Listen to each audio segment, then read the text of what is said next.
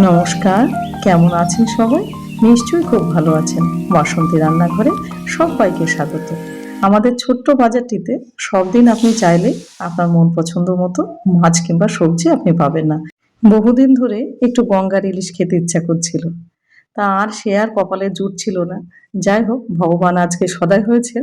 ওই জন্য আজকে বাজারে গিয়ে সেই দাদা যিনি আমাদের মাছ দেন বললেন গঙ্গার ইলিশ আছে, তবে সাইজে কিন্তু ছোট, কিন্তু স্বাদ খুব ভালো। আর সেইটা দিয়ে আজকে আপনাদের সামনে একদম সাবেকি পদ্ধতিতে একটা মাছের ঝোল করে দেখাবো। আর এইরকম মাছের ঝোল পেলে আপনি একদম গোটা ভাতটা সোনামুখ করে খাবেন। আশা করি ভিডিওটা আপনাদের খুব ভালো লাগবে, আর ভালো লাগলে অবশ্যই আমার পাশে থাকবেন। মাছটা খুব ছোটও না, আবার বড়ও না, সেটা তো দেখে বুঝতেই পারছেন। লেজা আর মাথা বাদ দিয়ে এই কটি পিস এসেই দাঁড়ালো। আর এইটা দিয়ে আজকে আমাদের কাজ সারতে হবে। ভালোর অল্প ভালো গঙ্গার ইলিশ সহজে তো আর জোটে না কপালে, আজকে ভগবান একটু জুটিয়ে দিয়েছেন। এবার মাছটাকে লবণ এবং হলুদ দিয়ে একটুখানি মেখে রাখবো। আর গঙ্গার ইলিশ যেহেতু পাওয়া গেছে, এর সঙ্গে আর বেশি তামঝাম আমি করব না। এর একদম স্বাদটা বজায় রেখে একটা সিম্পল একটা রান্না করে আপনাদেরকে দেখাবো। আর এটায় অমৃতের মতো স্বাদ লাগে, এতটাই ভালো লাগে খেতে। এবার মাছটাকে মাখানো হয়ে গেলে এবার নিয়ে নিলাম এই আনাজগুলো। এখানে নিয়ে নিয়েছি দুখানা বেগুন। ইলিশ মাছ, বেগুন এবং কচু দিয়ে একদম জমে ক্ষীর, ভীষণভাবে জমে। একটা আলু নিয়েছি, আর নিয়েছি 4টে মতো কচু। এবার এগুলোকে কেটে নেবো। ইলিশ মাছের ঝোল আপনারা তো অনেকেই অনেকভাবে খেয়েছেন, কিন্তু কচু আর বেগুন দিয়ে এইভাবে ঝোল করলে এর কিন্তু একটা আলাদা স্বাদ। সেটা আর বলে বোঝানো যাবে না, সেটা খেয়েই দেখতে হবে।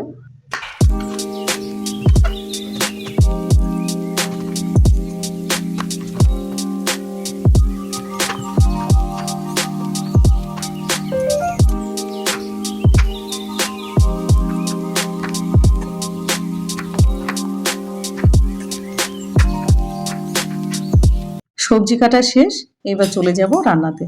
প্রথমে গ্যাসটা জ্বালিয়ে বসিয়ে দেবো একটা কড়াই। এবার কড়াইটা ভালোভাবে গরম হলে এবার দিয়ে দেবো খানিকটা সর্ষের তেল। আর এই রান্নাটা কিন্তু সর্ষের তেলেই করতে হবে। এবার তেলটা খুব ভালোভাবে গরম করে নিয়ে এবার মাছগুলো এক এক করে দিয়ে দেবো।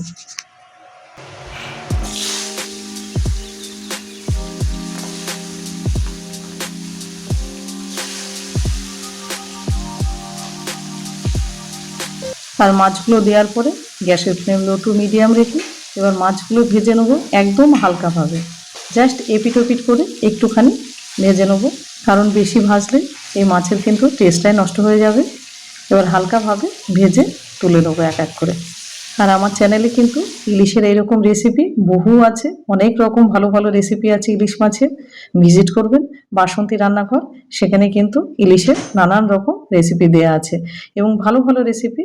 এবার এটা ভাজতে থাক, ততক্ষণে আমরা করে নেবো একটা মশলা। একটা নিয়ে নিলাম মিক্সিং জার, ওতে দিয়ে দিলাম বেশ খানিকটা কাঁচা লঙ্কা, তবে একটু ঝাল হলে এটা খেতে ভালো লাগে। তার সাথে দিয়ে দিলাম খানিকটা আদা এবং দিয়ে দিলাম 1.5 চামচ মতো জিরে। এবার অল্প একটুখানি জল দিয়ে এবার এটাকে একটা ফাইন পেস্ট বানিয়ে নেব। এবার পেস্ট বানানো হয়ে গেছে, আর এদিকে মাছগুলো কিন্তু সব ভেজে তুলে নিলাম। এবার মাছগুলো তোলা হয়ে গেলে ওই তেলে দিয়ে দেবো বেগুনগুলো। এবার বেগুনগুলো বেশ লাল লাল করে ভেজে নিতে হবে। আর আজকে আমার ভিডিওটা আপনি কোথায় থেকে দেখছেন সেটা অবশ্যই কমেন্ট সেকশানে জানাবেন। আর এত আপনাদের কমেন্ট আসছে, এত ভালোবাসা এবং এত আমাকে সাপোর্ট করছেন, এর জন্য আপনাদেরকে অসংখ্য অসংখ্য ধন্যবাদ এবং অন্তর থেকে কৃতজ্ঞতা জানাই। এবার বেগুনগুলো বেশ লাল লাল করে ভেজে এবার বেগুনগুলো তুলে নিলাম। এবার কড়াইটা চেঞ্জ করতে হবে, ওইটুকু কড়াই তো আর রান্না হবে না। এবার দিয়ে দিলাম আর খানিকটা সর্ষের তেল। এবার তেলটা ভালোভাবে গরম হলে ফোড়নে দিয়ে দেবো একটা শুকনো লঙ্কা, 1/4 চামচ দিয়ে দিলাম গোটা জিরে এবং দিয়ে দিলাম 1/4 চামচ মতো কালো জিরে। এই কালো জিরে আর শুকনো লঙ্কার ফোড়নে একটা সুন্দর একটা গন্ধ বেরোয়, আর এটা কিন্তু ইলিশ মাছের ঝোলে দারুণ লাগে খেতে। আপনারা কারা কারা এরকম ভালোবাসেন কালো জিরে ফোড়ন দিয়ে ইলিশ মাছ, সেটা অবশ্যই জানাবেন। ফোড়নটা ভাজা হয়ে গেলে এবার দিয়ে দেবো আলু এবং কচুটা। আলু এবং কচুটা ভালো করে ভেজে নিতে হবে। গ্যাসের ফ্লেম লো টু মিডিয়ামই করা আছে। এবার এটা মোটামুটি 1 থেকে 2 মিনিটের জন্য আলু কচুটা ভেজে নেব। এবার ভাজা হয়ে গেলে এবার দিয়ে দেবো বেটে রাখা মশলাটা। এবার মশলাটাকে দিয়ে 1 থেকে 2 মিনিট আরও কষিয়ে নিতে হবে। অল্প একটুখানি জল দিলাম নিচে যাতে না লেগে যায়।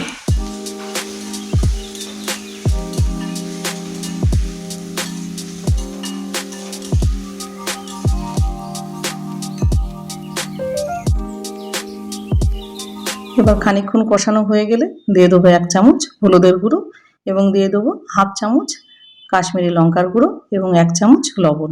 এবার দেওয়ার পরে ভালোভাবে আরও কিছুক্ষণ এটা কষিয়ে নিতে হবে।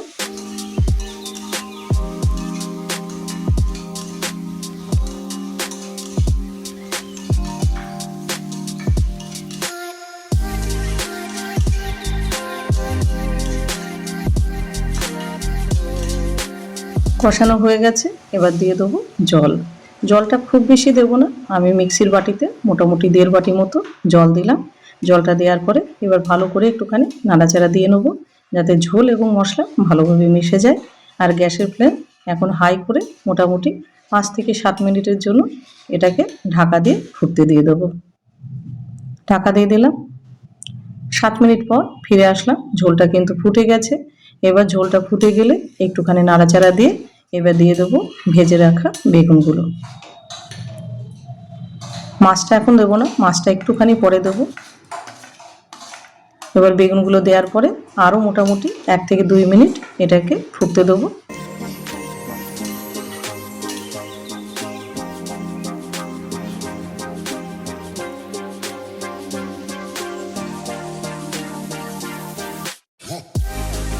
এবারে দিয়ে দিলাম মাছগুলো। এবার মাছগুলো দেওয়ার পরে গ্যাসের ফ্লেম লো টু মিডিয়াম করে আরও কিছুক্ষণ ফুটতে দেবো। তবে ঝোলটা কিন্তু খুব বেশি শুকিয়ে গেলে চলবে না, একটু পাতলাই রাখতে হবে। আর তরকারির কালারটা দেখে বুঝতেই পারছেন এটা কী লেভেলের স্বাদ হতে চলেছে। আলু কচু খুব সুন্দরভাবে গলে গেছে আর ঝোলটাও কিন্তু বেশ খানিকটাই কমে গেছে। এরপরে আর শুকাবো না, আমরা এবার গ্যাসের ফ্লেমটা অফ করে দেবো। এবার গরম গরম পরিবেশন করে দিন। আকাশে মেঘের ঘনঘটা, তারই মধ্যে মুষলধারে বৃষ্টি পড়ছে আর ধোয়া ওঠা ভাতের সাথে এইরকম গরম গরম গঙ্গার ইলিশের পাতলা ঝোল, আহা! এটা জাস্ট স্বর্গীয়। এক বাইটেই একদম বাজিমাত। আশা করছি ভিডিওটা আপনাদের ভীষণ ভালো লেগেছে। আর যদি ভালো লেগে থাকে চ্যানেলটাকে সাবস্ক্রাইব করে সুন্দর করে একটা কমেন্ট, একটা লাইক আর প্রচুর পরিমাণে শেয়ার করে দিন। তবে আজ আসি, ভালো থাকবেন।